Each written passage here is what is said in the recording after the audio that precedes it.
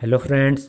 हम modes of reproduction पढ़ रहे हैं। उसका थर्ड पार्ट है रीजनरेशन। रीजनरेशन वह प्रोसेस है जिसके द्वारा कोई भी इंडिविजुअल ऑर्गेनिज्म अपनी बॉडी पार्ट से नया ऑफस्प्रिंग्स बना सकता है। यानी अगर उसका बॉडी पार्ट उससे अलग हो जाए तो वो बॉडी पार्ट नए ऑर्गेनिज्म में डेवलप हो जाता है।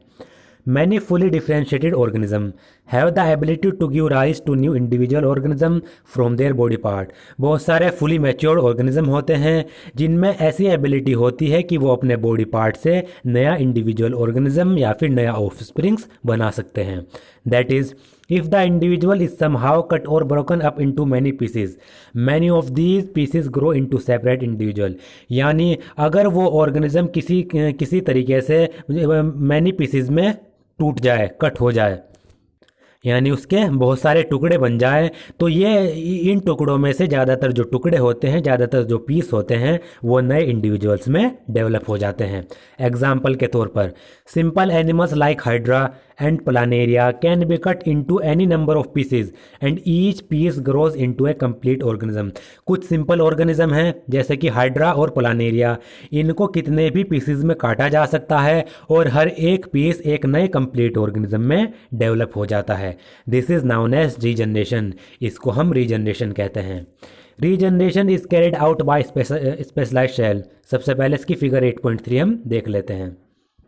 ये आप देख सकते हैं रीजनरेशन इन प्लानेरिया। प्लानेरिया में रीजनरेशन यहाँ पर दिखाया गया है।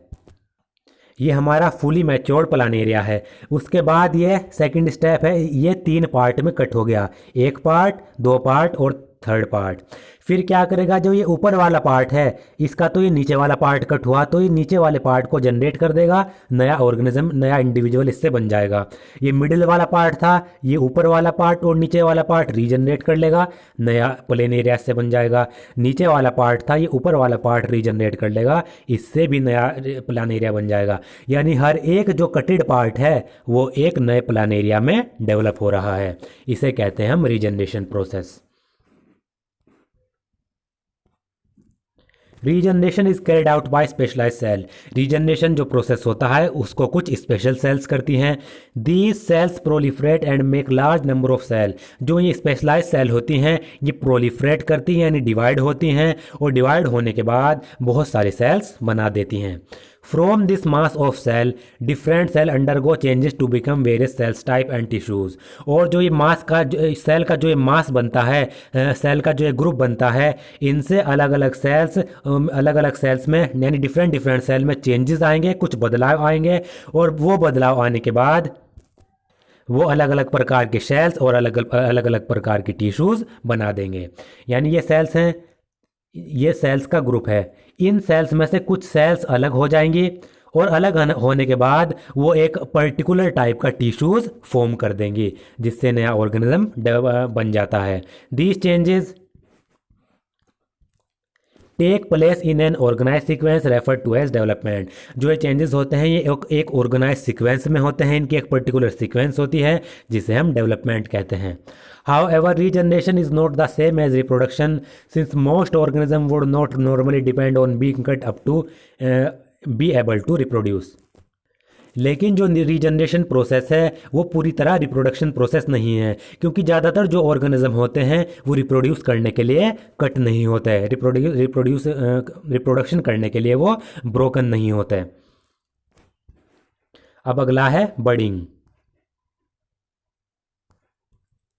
Organisms such as Hydra use regenerative cells for reproduction in the process of budding।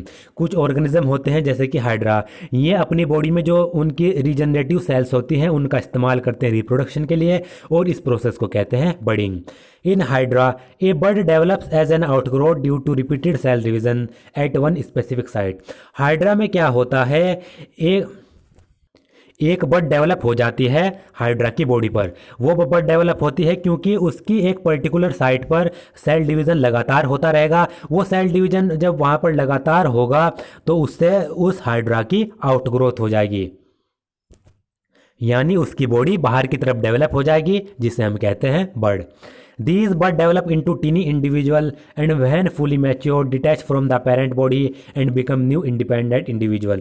तो जो ये बर्ड्स होती हैं ये छोटे छोटे इंडिविजुअल्स में डेवलप होने लगती हैं और जब फुली मैच्योर हो जाती हैं तो ये पेरेंट बॉडी से अलग हो जाती हैं, डिटैच हो जाती हैं और नया इंडिपेंडेंट इंडिविजुअल इनसे बन जाता है। अब ये प्रोसेस इसका डायग्राम में दिया गया है, इसे हम देख लेते हैं, इससे ज़्यादा समझ आएगा।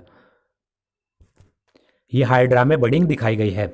ये हाइड्रा का ऑर्गेनिज्म है। हाइड्रा की कुछ स्पेसिफिक साइट होती हैं, जैसे कि ये वाली साइट, यहाँ पर कुछ रीजनरेटिव सेल होती हैं। उन रीजनरेटिव सेल में लगातार सेल डिवीज़न होता है, यानी सेल डिवीज़न रिपीटेड होता है। और जब यहाँ पर लगातार सेल डिवीज़न होगा तो यहाँ पर आउट ग्रोथ होने लगती है, यानी इसकी बॉडी बाहर की तरफ बढ़ने लगती है। इसकी बॉडी बाहर की तरफ बढ़ती है, इसे ही हम बर्ड कहते हैं। जो ये बर्ड होगी ये इस हाइड्रा से अटैच होती है और इसी हाइड्रा पर ये लगातार अपने आप को बढ़ाती रहती है, ग्रोथ करती रहती है। जब ये बर्ड फुली मैच्योर हो जाती है, ये बर्ड फुली मैच्योर हो जाती है तो ये इस हाइड्रा से अलग हो जाएगी, डिटैच हो जाएगी और एक नई हाइड्रा में, नए इंडिविजुअल में डेवलप हो जाएगी।